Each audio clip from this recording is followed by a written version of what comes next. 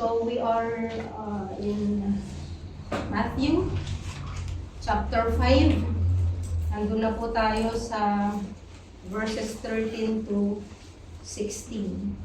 And as I've told you last time, the Sermon on the Mount is composed of 3 chapters. Chapters 5, 6, and 7. And it is the longest sermon ever delivered by the Lord Jesus Christ. Naninibago kayo na bumubulong ako. Okay. So, itong Sermon on the Mount na ito, yung introduction niya actually, yun yung tinatawag na Beatitudes na tinalakay natin nung Sunday, or what we call the Beatitudes. 8 po yun. And this time, we are in verses 13 to 16. And ito pong passage na ito lang yung verses na makikita natin kung saan nagbigay ng metaphor ang Panginoong Jesucristo para lang sa ating mga Kristiyano. Remember na ang Sermon on the Mount is for Christians, actually, for disciples. The unbelievers can glean and take something out of the teachings. But actually, those teachings are really for us, those who are really serious in obeying and following the Lord Jesus Christ. So merong dalawang metaphor na ginamit dito, dun sa maikling talata na nabasa natin kanina. At gusto kong ulitin, ang sabi niya, you are the salt of the earth. But if the salt has become tasteless, how can it be made salty again? It is no longer good for anything except to be thrown out and trampled underfoot by people. You are the light of the world. A city set on a hill cannot be hidden. Nor do people light a lamp and put it under a basket, but on the lampstand, and it gives light to all who are in the house. Your light must shine before people in such a way that they may see your good works and glorify your Father who is in heaven. So yung dalawang metaphor na ito na dinidescribe, una, yung sinabing you are the salt of the world. No? Verse 13. And pangalawa, yung you are the light. No? So, salt and light. Ikinumpara tayo na salt and light.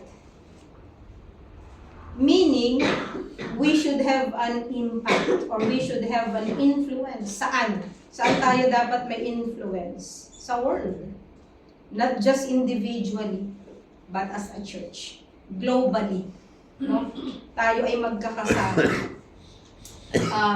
Kung narinig nyo po kayo sa introduction dun sa song, na yung lower lights, no? Napakahalaga that they go together. Lower lights. At hindi mo pwedeng i-underestimate yung importance nila. Di ba? So, ganun tayo. We should have our way of influencing the world sa ating maliliit na kaparaanan. Kahit sa tingin mo napakaliit lang, but you have an influence to the world. And you can create or you can be a channel of change, no, sa kapaligiran or sa mundo na kung saan po tayo gumagalaw.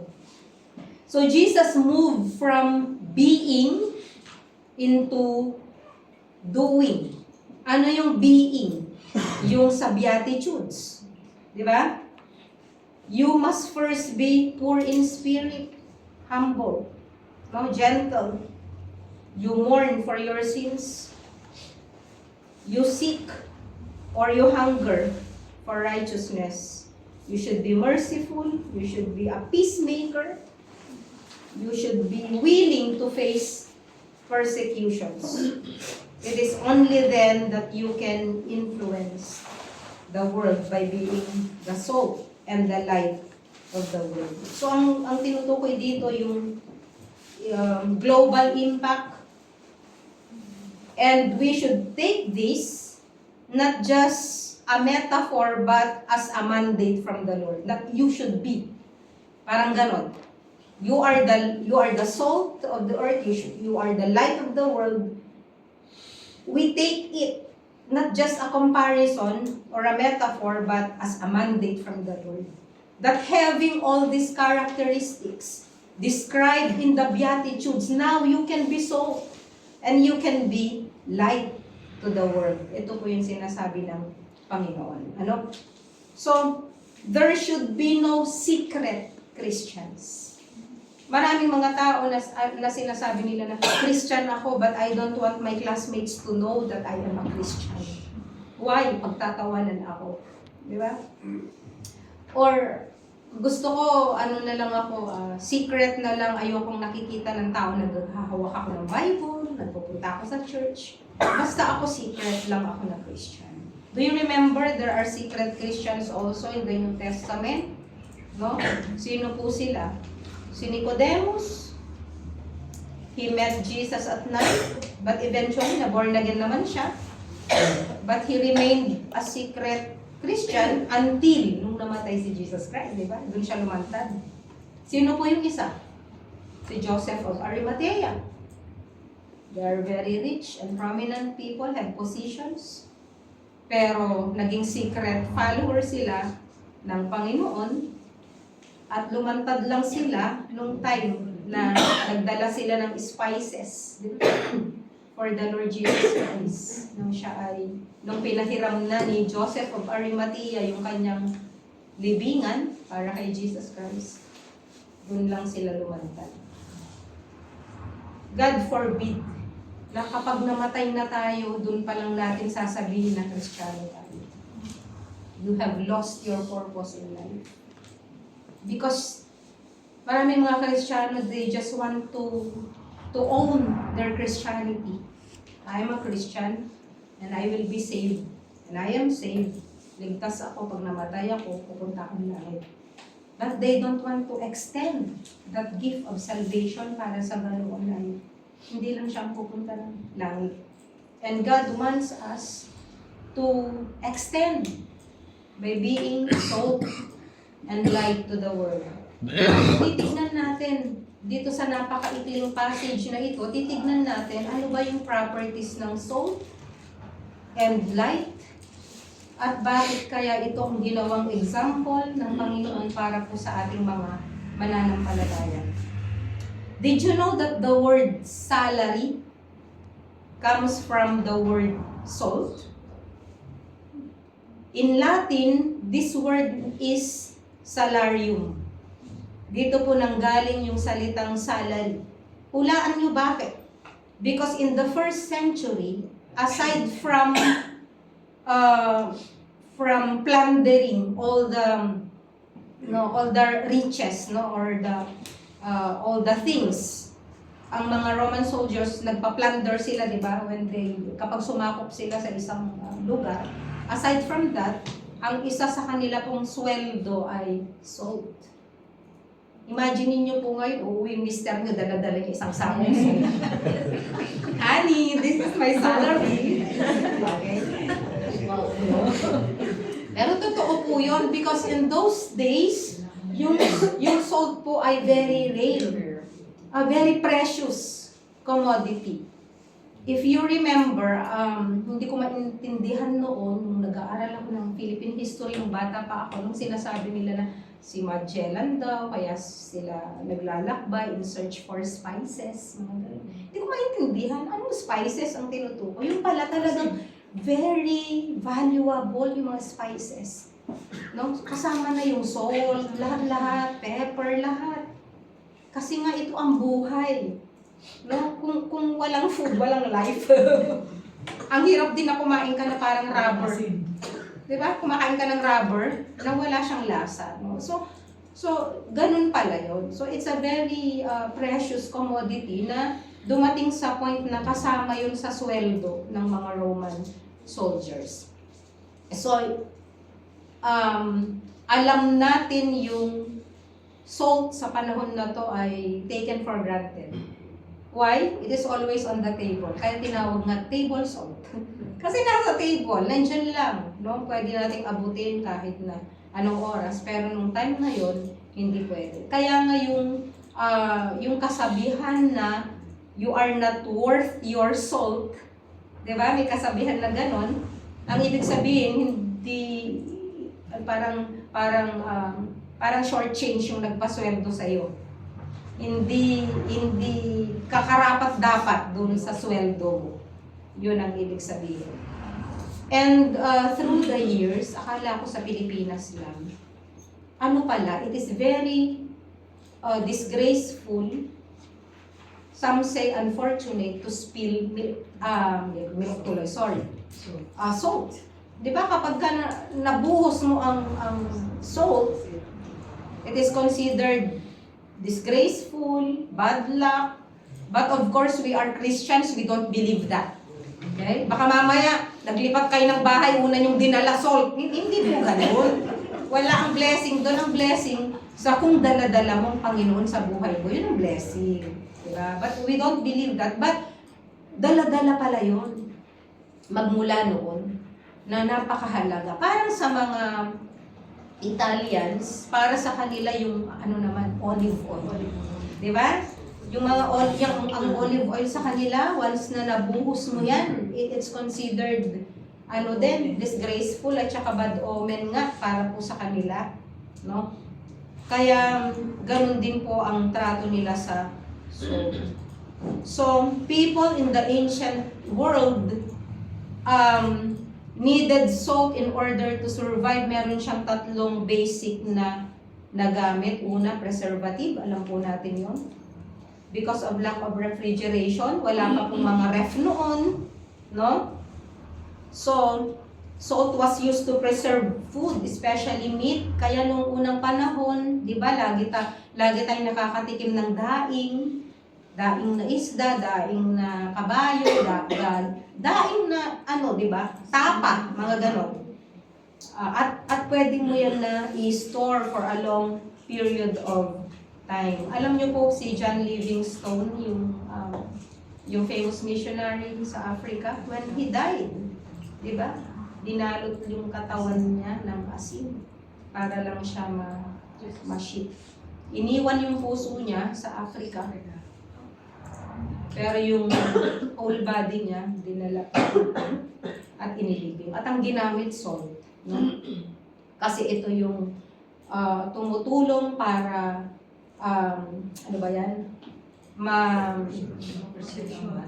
hindi masyadong mabulok ang isang bagay. Okay. So it cures meat and it keeps them from spoiling. Yun ang gamit niya. Pangalawa, they are flavor enhancers, di ba? Seasoning. Ito ang nagbibigay ng lasa sa pagkain. Hayaan mo na walang toyo, patis, oyster sauce, etc. sa bahay mo, basta't may asin ka, makakapagluto ka. Anyway, lahat ng mga nabanggit ko kanina, lahat naman yun kasi may salt. Walang seasoning na hindi nalagyan ng salt. Kaya, babalik pa rin tayo sa salt, no? So, in the same way that salt enhances the flavor of food, its seasons, the followers of Christ stand out also, na sila yung flavor, no? Ang buhay, akala ng iba pag Kristiyano ka, boring ang buhay. Hindi. Dapat ipakita mo na ang buhay mo bilang Kristiyano ay flavorful. Salt ka eh. Ang mahirap, ikaw na Kristiyano, ikaw ang nabobor sa sarili mong Christianity. Sa sarili mong pananampalataya, ikaw bang nabobor. Nakikita ng tao yan. No? Sa paanong paraan na nakikita sa'yo na Kristiyano ka nga, ikaw mismo wala kang kalasa-lasa. O, sagutin na lang. Di ba? You make life boring and tasteless bilang isang mananampalataya kung hindi ka nagiging salt. And dapat maging influence ka sa mundo, hindi yung mundo ang mag-i-influence sa'yo.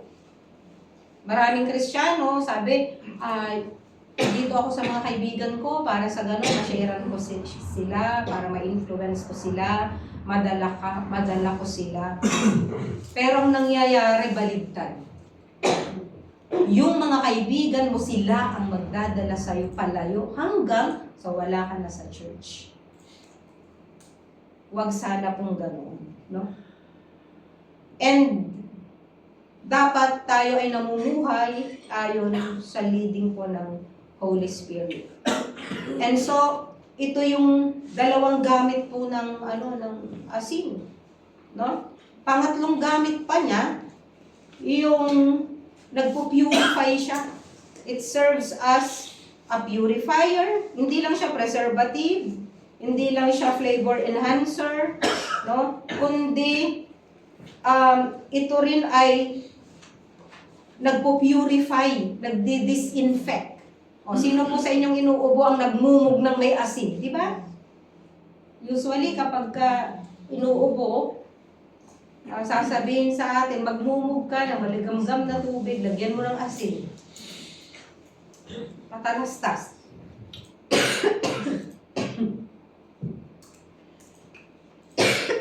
Excuse me po. No? So yun po, napakarami pong gamit ng asin. Today, salt has around 14,000 uses. Hindi ko na kayang isa-isahin yun, 14,000 yun. It is used to raise the boiling point of water. Alam nyo yon? Kaya nga kapag nagbo-boil kayo ng water, agad may asin. Kasi it raises the temperature of boiling water. But it also lowers the temperature of ice. It also lowers the freezing point ng ice. Kaya napansin nyo, gumagamit ng asin, di ba? Doon sa ice cream.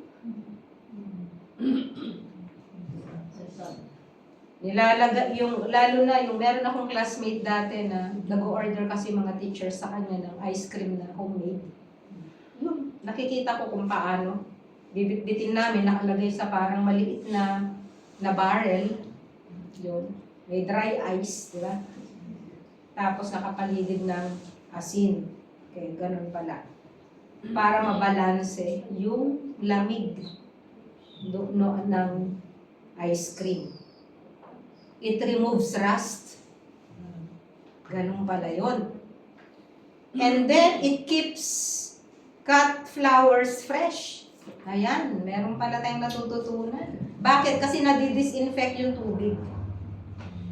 And then, it kills grass and poison ivy. Kaya pala yung iba, noon, itinatapon sa pag madamo. Di ba? Kapag kaaalis mo pa lang ang damo, tutubo agad yung mga damo. Diba? Yung iba nagtatapon ng maraming mga salt para sa ganon, hindi tumubo yung salt. And so, with sore throat, lahat tayo.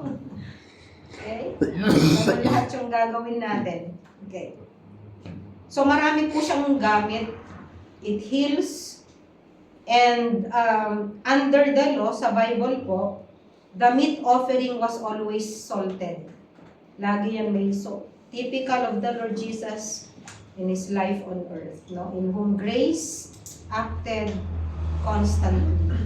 Leviticus chapter 2 verse 13, ang sabi dito, every grain offering of yours, moreover, you shall season with salt, so that the salt of the covenant of your God will not be lacking from your grain offering.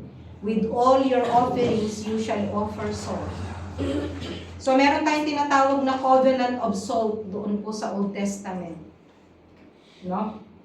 So, lahat pala ng i-offer mo sa Panginoon, kinakailangan meron siyang salt. With all their offerings, they were to offer salt.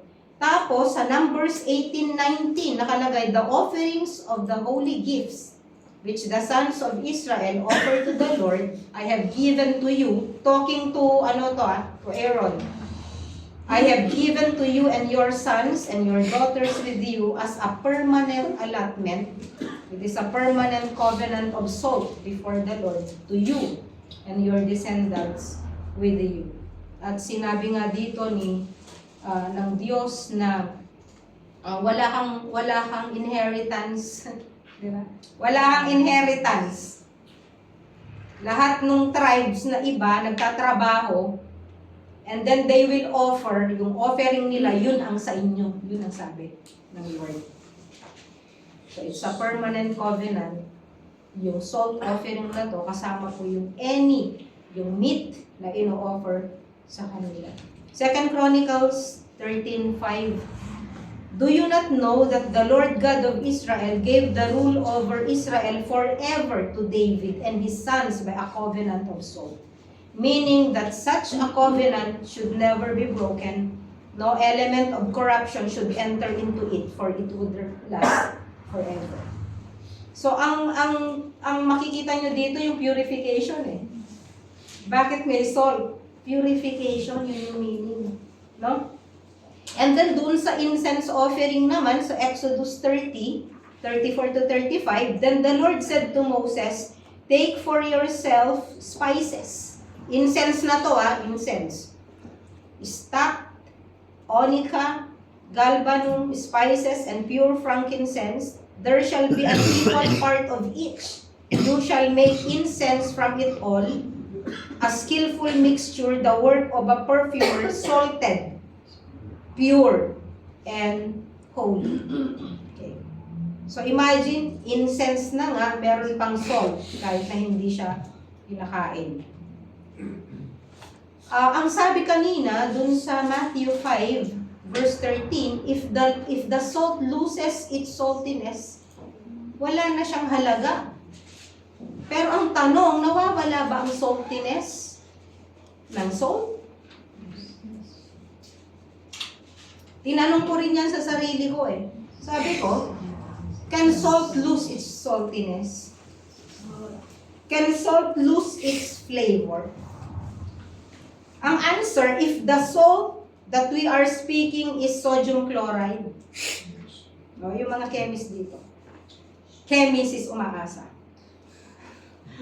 Okay, yung mga chemist dito, no? Ang sabi dito, sodium chloride, typical table salt. Kapag yun ang pinag-uusapan natin, the answer is no. Why? Permanent yung permanent yung kanyang property. Diba? Yung elements na nandun. So it cannot lose its saltiness per se. No? However, there are 3 ways that salt can lose its flavor. Jesus, Hebrew listeners could relate to the first. Ano yung una? Meron kasing Dead Sea salt, di ba? Alam natin yung sa Dead Sea may salt. And the salt there can leave a very bad taste in your mouth. May asin pero masama ang lasa. Why? Under the wrong conditions. Bakit? Because of the amount of impurities doon po sa Dead Sea. Ano yung mga impurities na yon na ihalo sa talagang salt, boron, magnesium, and bromides in the water. If the sodium chloride in the compound were to dissolve, i-research nyo na lang science, no? Its saltiness would give way to other flavors na hindi ka nais-nais. Okay? So, yung audience ni Jesus dun sa Sermon on the Mount, nakaka-relate sila dito. Bakit niya sinabi? If it loses its flavor, kaya yung ibang translation, if it loses its flavor, sabi niya, wala na siyang halaga, kundi to be trampled. Di ba? Para itapon. Pangalawa, the second way is similar to the first. Sodium chloride can only lose its flavor if the chemical compound dissolves in water and recrystallizes with other elements, which would render it something other than sodium chloride, and hence no longer salt, strictly speaking. Anong ibig sabihin? Na-contaminate. Yun pong ibig sabihin. Kapag yung pure salt, yung table salt, na-contaminate siya, yun. Doon ibang flavor at doon nag-lose yung flavor. Yung pangatlo, there is the subjective element in taste. If one's taste buds were not working properly, kagaya kapag may sakit tayo, di ba? If you get sick in such a way that you could not taste things properly, salt could be perfectly salty pero walang kalasa-lasa kung minsan sa taong may sakit. Di ba? Okay. Sa Mark chapter 9 verse 15, ang sabi dito, salt is good. But if the salt becomes unsalty, inulit yun, ano? With what will you make it salty again? Have salt in yourselves. Magkaroon daw tayo ng asin. Hindi yung physical na asin. Kundi ang sabi dito, and be at peace with one another. So yung salt na mga binabanggit ko doon sa Old Testament, may connection po siya lagi doon sa New Testament. And pinag-uusapan, pag sinabing have salt in yourselves, kayong mga Kristiyano, dapat you must live in harmony. John 13:35. Then the world will know that you are my disciples if you love one another. Kasi nga, kung tayo, wala tayong kapayapaan sa bawat isa, paano tayo makaka-influence doon sa ibang tao? Diba? So this suggests that saltiness can be lost specifically through a lack of peace with one another. This follows from the command to have salt in yourselves and be at peace with one another. So the loss of saltiness occurs in the failure of a Christian to daily take up his cross daily and follow him. Now, punta po tayo sa pangalawa, which is light. Okay? Alam natin yung light. What is light? Liwanag, di ba? Pag sinabing light, marami ng mga words na naidugtong dyan sa light. Pero yung verse dito, sinakop niya yung 14 to 16 na verse. Some forms of light are visible to the human eye. Hindi pala lahat ng liwanag ay nakikita natin. No? May mga liwanag na visible to us. And according to science, ang mga hayop, mas visible pa nga daw yung ibang light sa kanila. Kaya nga malayo pa lang alam na nila. No? Ito yung isang bagay na binigay ng Diyos sa kanila. No? Some light are visible, some forms of light are visible to the eyes, and some light are not visible. Ganun po sabi. No? So, sabi dito, light is an energy beam that moves in wavelengths. And along the electromagnetic spectrum, radio waves and microwaves are part of the infrared light spectrum, like X-rays, diba? X-rays, gamma rays, na part ng ultraviolet rays. Kaya nga minsan magtataka tayo, pupunta tayo ng ospital, o sabi magpapaganito. Diba? Especially kung if you are a cancer patient, diba? Magtataka ka, inilawan ka lang, paglabas mo, mahapdi. It's not even visible to your eye. Bakit? Anyway, lumapit na lang tayo sa mga scientists. Ano? But in the Bible, light is mentioned more than 250 times. It is first seen in Genesis chapter 1 verse 3, when God first commanded, let there be light, and there was light. Yan ang kauna-unahan, di ba? Let there be light. And there was light. And the last time you see it saan? Revelation chapter 22 verse 5. Anong sabi doon? And there will no longer be any night. And they will not have need of the light of the lamp, nor the light of the sun, because the Lord God will illuminate them, and they will reign forever and ever. Do you remember yung lesson natin sa Revelation? Na sa bandang huli hindi natin kakailanganin ng light? Wala na. Kasi God is light. Di ba? 1 John chapter 1 verse 5. Anong sabi dito? This is the message we have heard from Him and announced to you that God is light and in Him there is no darkness at all. Ang Diyos ay liwanag at walang anumang kadiliman meron sa Kanya. And then sa John 8:12, Jesus again spoke to them saying, I am the light of the world. The one who follows me will not walk in darkness, but will have the light of life. Ako ang ilaw ng sanlibutan. No? I am the light of the world.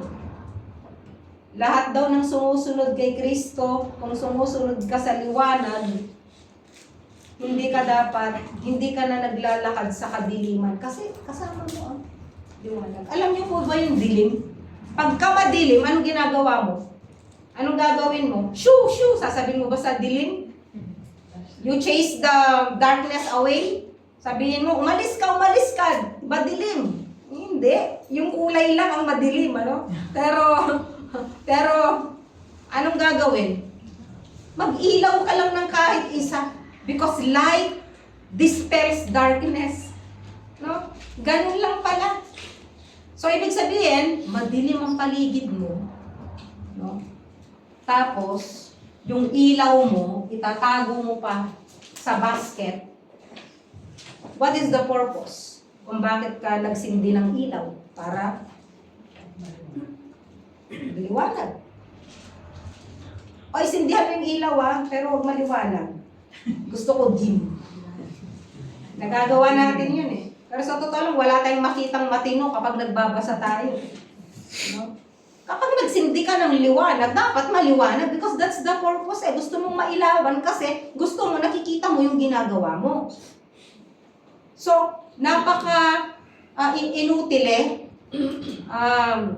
useless, no? Na mag-light ka ng ilaw, pero ayaw mong malightan yung buong bahay.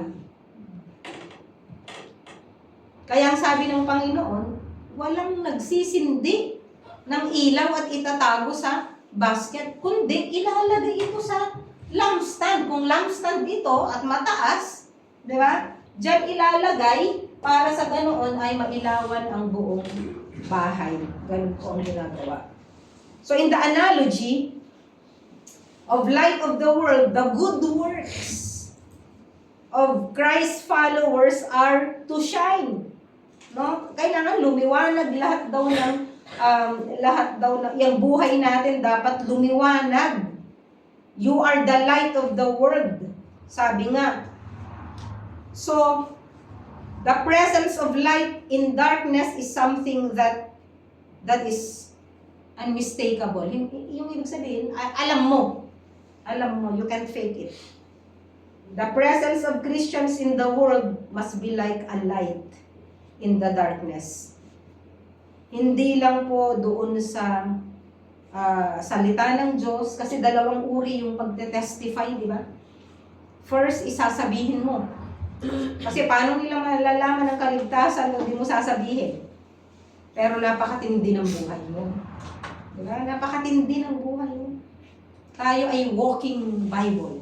You are the walking, kung merong walking encyclopedia, sa kanila na lang yun. Tayo, walking Word of God tayo. Walking Bible tayo. Na dapat nakikita ang Word of God sa atin pong mga buhay. Hindi man po tayo perfecto, but we reflect the Lord Jesus Christ. Hindi nyo napansin? Hindi sinabi ni Jesus Christ na, I am the salt of the earth. Ang sinabi niya, I am the light of the world. Pero sa atin ibinigay lang yung you are the salt of the earth. No? Meron akong nabasa, ang sabi ng isang commentator ay, Si Jesus daw, para daw siyang sun, ng source ng light. At lahat na ito, kasama yung moon, ay kumukuha ng light galing sa sun. Ibig sabihin, we take that light from the source of light, and that is the Lord Jesus Christ. We cannot have that light kung wala tayong connection talaga sa Panginoon Hesus Kristo. That's why first is we should have a personal relationship with the Lord Jesus Christ. Yun ang pinakamahalaga. Kaya itong Sermon on the Mount na ito, na chapters 5 to 7, ito ay para sa mananampalataya ito. No? Kagaya ng sinabi ko kanina, maraming matututunan dito kahit yung mga hindi mananampalataya. But ang focus po nito ay sa ating mga Kristiyano, na maging salt and light po tayo sa sanglibutan. No? And notice na ang concern dito ay ano yung end result dapat? Ano yung end result? Bakit kinakailangan tayong maging salt and light? So that your Father will be glorified. No? So that they may see your good works and praise you? No. And praise God. Ibabalik nila yung papuri sa Diyos. Kasi nakikita nila kung paano kumikilos ang Diyos sa buhay nila. Naniniwala sila. Meron daw kwento ng isang pastor na meron daw siyang Christian church doon sa Israel. Ang community doon, di ba, puro mga Jews, Orthodox Jews. Isang araw daw, nilapitan siya ng isang leader, rabbi. Sabi niya, you know what? Sabi daw din niya sa pastor, I want to hate you. Sabi niya, I want to hate you, but I cannot. Ito na sabi niya. Kasi kanya, kapag nakikita ko yung ginagawa mo sa community, yung feeding program, how you care for the sick, how you treat people, how you share the word of God, kahit na magkaiba tayo ng pananampalataya. Ibig sabihin, I stopped hating you. Ibig sabihin, naging light siya. No? Siguro, maaaring masama ang treatment sa kanya, kasi magkaiba tayo ng paniniwala eh. But because of the life of this pastor, inamin mismo nung na I want to hate you but I cannot. Sana may ganyan din. But there are people also who hate us because of our good deeds. Na hindi kanila magaya. Meron kang katangian na hindi nila kayang gayahin. And they hate you for that. Diba? Ganun yun. So ngayon sa pangatlo, ay gusto ko lang talakayan ano yung similarity ng both salt and light. Una, both salt and light are needed to sustain life. Pareho po sila na nagsusustain ng buhay. Yung salt and light. No? Meron palang sakit na kapag ka mababa yung sodium level mo, pwede mong ikamatay. Di ba? I remember Ate Ebeth has this sickness, yung mababa yung salt niya. Yung iba sa atin, ang problema, mataas yung ating mga BP, mataas yung ating mga dahil sa salt. Too much consumption of salt, yung kidney natin, yung mga ganyan, no? Pero meron palang sakit na, yun nga, kapag mababa yung level ng sodium mo, ito yung tinatawag na hyponatremia. And vegetation also dies without sunlight. Subukan mo yung tanim mo, ilagay mo ng 1 year sa loob ng bahay, diligan mo araw-araw, mamamatay. Walang sunlight. Walang light. No? And yung palang mga tao sa dark, wintry areas, kagaya po ng Europe, di ba nabanggit ko noon, ang dami nagpapakamatay pag winter. particularly pag Christmas season, sa mga malalamig na lugar, madidilim na lugar. And people suffer from depression. At meron palang condition na tinatawag na SAD. SAD, SAD, which means Seasonal Affective Disorder. Na nagsasuffer ng depression ang mga tao and they have to sit under lamps. Kinakailangan umupo sila sa light para sila ay matulungan. Pangalawa, both salt and light are beneficial to health and well-being. And they both purify and disinfect. Pareho. Diba? Sabi ko kanina, nagpo-purify po yung salt. Nagdi-disinfect yung salt. Salt is beneficial to our health. Ganon din ang light. Di nyo napapansin, hindi man nag-aral yung mga ninuno natin.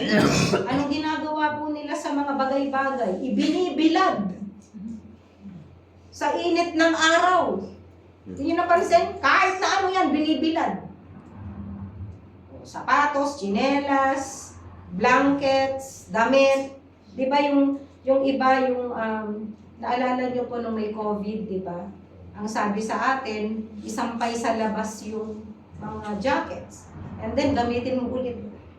Paarawan. No? So, pareho silang ganun. Parehong ganun. Pareho silang mabuti sa kalusugan. At pareho silang nagpo-purify, pareho silang nagdi-disinfect. At sana tayong mga Kristiyano, ganun din tayo. Na tayo yung nagpo-purify. Hindi tayo yung nagpo-pollute. Ay, taga-rema yan, Christian yan. Alam mo, ganyan yan. Na-pollute mo na. Imbes na na-purify mo, ang paligid, na-pollute mo. Okay? And alam niyo po ba sa Ezekiel chapter 16 verse 4, may nabanggit dito kasi na tinutukoy sa Israel na hindi na napabayaan siya nung bata siya. Gano'n. Pero, it talks about newborn babies coated in salt. Na pagkapanganak ng baby pala, kinakaskasan ng salt. Bakit? Hindi yun iluluto ha. Dahil ito yung way na mapupurify yung bata dahil alam nila na sa loob ay marumi. So yun, Ezekiel 16 verse 4. At ang pangatlo, they have penetrating properties. Ibig sabihin, once na nandyan ang salt, nilagyan mo ang salt, yung kumukulong tubig, nandyan na yan, it will penetrate. Subito. Kaya nga tayo, kapag halimbawa kumakain tayo, diba? Lagay agad ng salt. It will, agad-agad dyan magpe-penetrate. Pag natikman mo yan, hindi mo na maaalis yung lasa nun. Ang mangyayari lang nun, aalisin mo yung tubig, ibabalik mo, aalisin mo yung tubig, ibabalik mo hanggang sa wala ng lasa yung niluluto mo. No? Kasi napaka-tindi kapag kumukulo yung tubig, tapos lalagyan mo ng salt. No? Mabilis yung penetration. Ganon din ang light. Subukan mong patayin ng ilaw, buksan mo agad, subito agad. Yung effect. No? Wag lang kundido yung light. Nakaganon ka eh. Ang tagal bago magsindi. Pero ang normal na light, pagka-click, andyan agad yung effect. And I pray na dito po sana simple na at maikli na verses na pag-aralan natin ay sana mai-apply natin sa ating buhay na sinasabi ng Panginoon. At maging tanong sa atin, Lord, ako po ba ay asin? Ako po ba ay preservative sa nabubulok na mundo na to? Because ang mundo po nabubulok. Kaya nga hindi pabuti ng pabuti ang mundo, kundi pasama ng pasama. Kahit na anong seminar, kahit na anong gawin ng mga tao, hindi yan pabuti ng pabuti. Ang salita ng Diyos. Ito po ang tutulong upang sa ganoon ma-penetrate ang buhay ng mga tao. Upang sa ganoon ay tayo na nakakilala sa Panginoon ay magsilbing salt, and light. No? Kaya ako, although yung iba na mga pastors, sinasabi nila na kapag Kristiyano ka, huwag kang tatakbo sa politiko. Kasi marurumihan ka. Ako po, hindi ako naniniwala doon. Pwera na lang kapag yung calling mo ay pastor, mag-pastor ka. Pastor ka, bakit ka? Diba? Either you are a priest, sa Old Testament, either you are a priest or a what? What? King. Either king ka or priest ka. No? Kaya nga nagalit ang Diyos kay Saul, di ba? King siya, yun ang calling niya, kinuha niya yung calling ni Samuel. Nag-offer siya. That's illegal. No? Pero ang sinasabi ko, bilang isang Kristiyano, if you are called na tumakbo sa politika, why not? Bakit? Ikaw yung boses. Ikaw yung asin. No? Kapag may mga meeting sa eskwela at Kristiyano ka, pumunta ka. Bakit? Mahalaga yung sasabihin mo na makaka-influence doon sa anak mo. Sa trabaho. Di ba? Hindi tayo laging, yes, ma'am. Si Senyora. Di ba? Pag bago-bago tayo, si Senyora. Si Senyora. Ganon tayo, di ba? Hindi lahat. Dapat, pag nagsalita tayo, hindi ko sinabi na maging discourteous or impolite, kundi dapat may mga words din tayo na bibitawan para makita nila what is right. No? Kasi hindi nila alam yung tama. Diba? And it's my prayer ng bawat isa po sa atin ay lumakad na salt and light sa ating pong paligid. Tayo po ay manalangin. Kung meron po sa ating kapaligiran, sa mga nagjo-join online sa oras na ito, gusto mong maging asin, gusto mong maging ilaw ng sanlibutang ito, hindi ka pwedeng maging asin at ilaw ng sanlibutan kung wala kang relasyon sa Panginoong Jesucristo. Kaya sa oras na ito, alam ko sa puso mo, meron kang desire na sumunod sa Diyos. Dahil kung wala ka dito sa online. So sa oras na ito, kung sinasabi mo sa iyong sarili, Panginoong Jesucristo, gusto ko pong sumunod sa inyo at gusto ko pong maging ilaw, gusto ko maging asin ng sanlibutan na nabubulok, gusto ko maging daan upang maka-impluwensya, upang maging mabuti ang aking paligid. Gusto ko pong magsisi sa aking mga kasalanan at tanggapin kayo as my personal Lord and Savior. Sumunod ka lang sa isang panalangin. Gawin mo ito ng buong puso. Tanggapin mo ang Panginoong Jesucristo sa iyong buhay bilang Panginoon at sariling tagapagligtas. Narito ang panalangin, sumunod ka sincerely at i-guide kita. Panginoong Diyos, sa oras na ito, kinikilala ko po na ako ay makasalanan. Wala pong mabuti sa akin. Kayo lamang po ang mabuti. Kinikilala ko po na walang makakapagpatawad sa akin, kundi kayo lamang po. Humihingi po ako ng kapatawaran sa lahat ng aking mga nagawang kasalanan. Gusto ko pong tanggapin kayo. Tinatanggap ko kayo sa oras na ito, Panginoong Jesus, sa aking buhay bilang Panginoon at tagapagligtas. Baguhin niyo po ang aking buhay. Tulungan niyo po ako na maging asin at maging ilaw ng sanlibutan dito. Salamat po sa buhay na walang hanggan. Ninyo pong pinagkaloob sa inyong pangalan. Amen. Tayo po'y manalangin. Panginoon, salamat po sa oras na ito. We thank you once again, Lord, for your personal message and help us, Lord, to be salt and light to this world. At kung umaandak man po ang aming ilaw, Panginoon, tulungan niyo kami na muli itong magliwanag.